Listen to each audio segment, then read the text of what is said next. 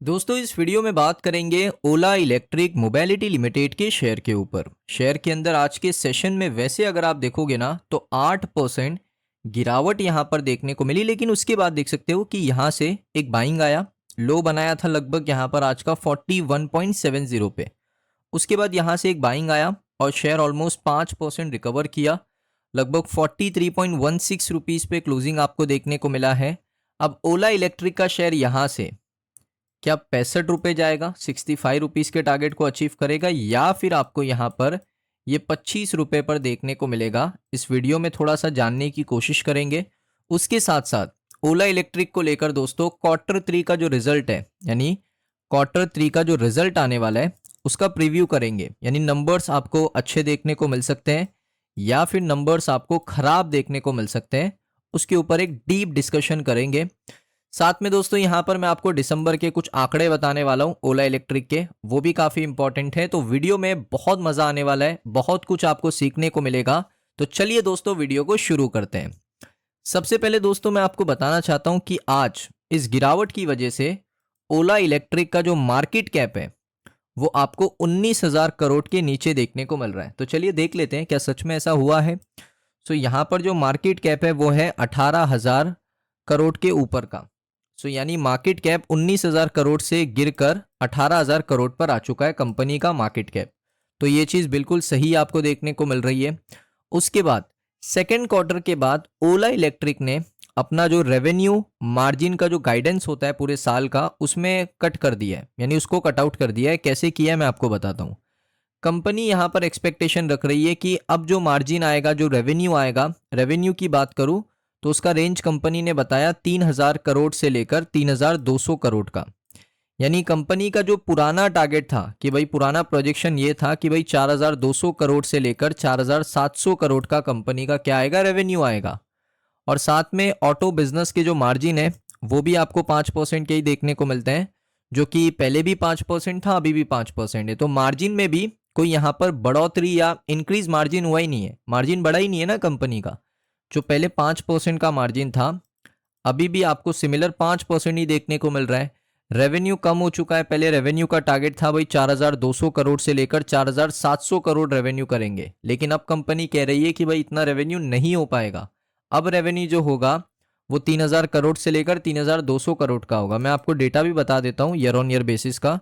Profit and loss account पे आएंगे, यहाँ पर आप देख सकते हो पिछले साल मार्च 2025 का अगर आप डेटा देखोगे 4,514 करोड़ का कंपनी ने रेवेन्यू किया था। तो इसी को देखकर कंपनी ये कह रही थी कि हम यहाँ पर नेक्स्ट ईयर 4,500 करोड़ से लेकर 4,700 करोड़ तक का भी रेवेन्यू कर सकते हैं। कंपनी ने ये चीज़ कह दी थी कि भाई पिछले साल हमने किया, इस साल भी करेंगे। लेकिन हुआ क्या, कंपनी की सेल्स लगातार नीचे गई। कंपनी से रिलेटेड बहुत सारे कंसर्न आपको देखने को मिले, डिलीवरी कंसर्न देखने को मिला, सर्विस के कंसर्न देखने को मिले, कंपनी की बिल्ड क्वालिटी के ऊपर, जो प्रोडक्ट की बिल्ड क्वालिटी है उसके ऊपर सवाल उठे, कंप्लेंट रेस करी गई गवर्नमेंट ऑफिशियल्स के पास। कुछ स्टेट्स में तो कंपनी को गाड़ी बेचने से मना कर दिया गया, लाइसेंस को जब्त कर दिया गया। तो ये सारी प्रॉब्लम की वजह से कंपनी का सेल्स गिरा, कंपनी का मार्केट वैल्यू गिरा, कंपनी का मार्केट शेयर गिरा। और इस वजह से यहाँ पर जो अभी जो टारगेट आ रहा है वो ये आ रहा है कि भाई 3,000 करोड़ का सेल्स कर सकते हैं हम। और कितना बताया कंपनी ने, 3,000 करोड़ से लेकर हम 3,200 करोड़ तक का हम सेल्स कर सकते हैं, ये कंपनी ने बताया।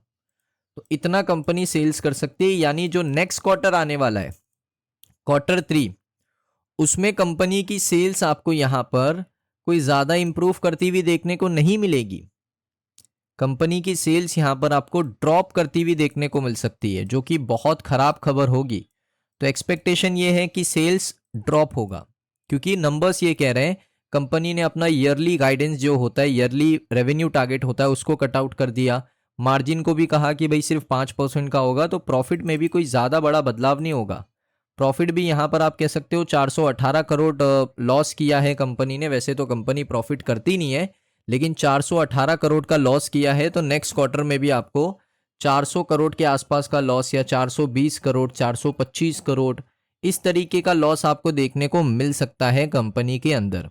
तो यहाँ पर भी मैं कोई ज़्यादा एक्सपेक्टेशन नहीं लगा रहा हूँ। तो Q3 रिजल्ट से मेरी एक्सपेक्टेशन ओला इलेक्ट्रिक के लिए कुछ भी नहीं होने वाली है। मैं एक्सपेक्ट ही नहीं कर रहा हूँ कि कंपनी यहाँ पर बहुत ही अच्छा लॉसेस को कम करेगी, रेवेन्यू को इंक्रीज करेगी, मेरी एक्सपेक्टेशन ही नहीं है। क्योंकि यहाँ पर जब ऑफिशियल कंपनी ने कह दिया कि पुराने टारगेट थे 4,200 4,700 करोड़ के और अभी के हमारे नए टारगेट है 3,000 3,200 करोड़ के, तो कंपनी ने भी ये मान लिया क्योंकि उनको हमारे से ज़्यादा पता है कि कंपनी किस तरीके से सेल्स कर रही है, कितना रेवेन्यू हम कर रहे हैं।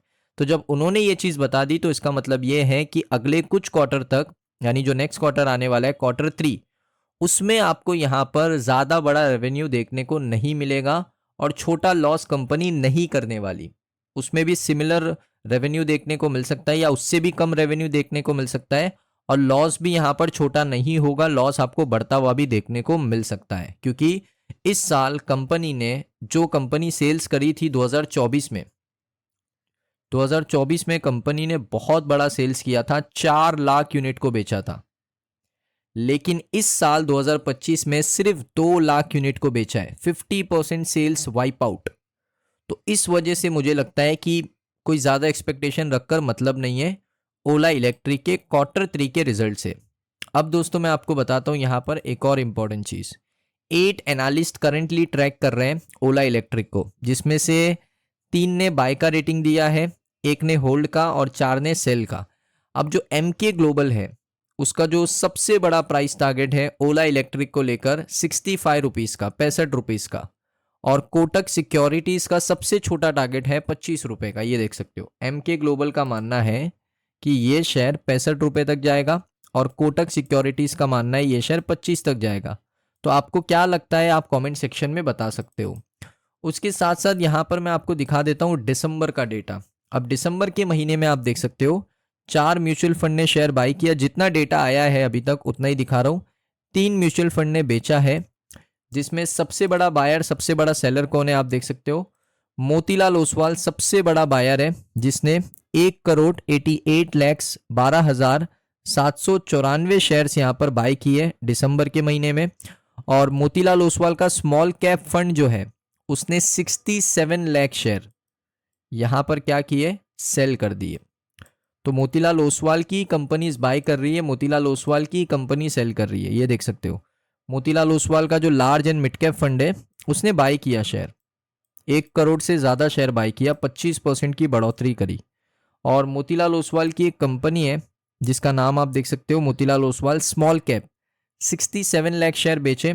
उसके बाद मोतीलाल ओसवाल की मैन्युफैक्चरिंग फंड, इसने 44 लाख शेयर बेचे। मोतीलाल ओसवाल का स्पेशल अपॉर्चुनिटी फंड, इसने 5 लाख शेयर यहाँ पर बेच दिया।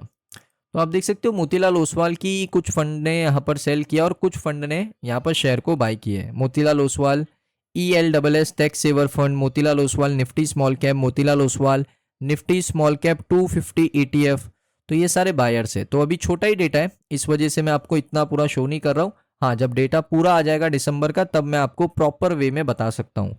सो इस वीडियो को आपको देख के बाद क्या जानने को मिला, कुछ नया जानने को मिला हो। मेरी कोशिश यही थी कि कुछ नया इन्फॉर्मेशन आप तक पहुंचा सकूं। अगर आपको वीडियो अच्छा लगा वीडियो को लाइक करें, चैनल पे अगर आप पहली बार आए हो सब्सक्राइब कर लो। मिलता हूं मैं आप सभी लोगों को नेक्स्ट वीडियो के अंदर।